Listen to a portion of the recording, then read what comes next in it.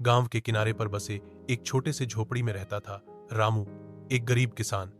उसके पास बस एक छोटा सा खेत था जो उसकी रोजी रोटी का एकमात्र सहारा था। खेत सूखा पड़ा था, बारिश नहीं हुई थी कई दिनों से, लेकिन रामू ने हार नहीं मानी। वो हर दिन सूरज निकलने से पहले अपने खेत में पहुंच जाता और शाम ढलने तक काम करता। एक दिन जब सूरज आसमान में आग उगल रहा था और मिट्टी की पपड़ी फट चुकी थी, रामू अपने फटे पुराने फावड़े से जमीन खोद रहा था।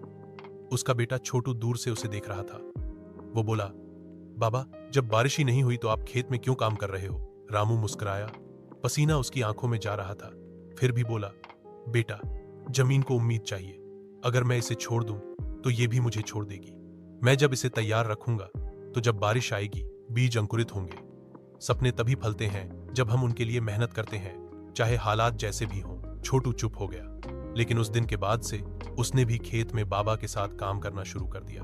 कुछ दिन बाद पहली बारिश हुई। जमीन से भीनी भीनी मिट्टी की खुशबू उठी। खेत मुस्कुराने लगा। रामू ने बीज बोए और कुछ ही हफ्तों में उनमें से हरे भरे पौधे निकल आए। छोटू ने पहली बार देखा कि बाबा के चेहरे पर सच्ची खुशी थी।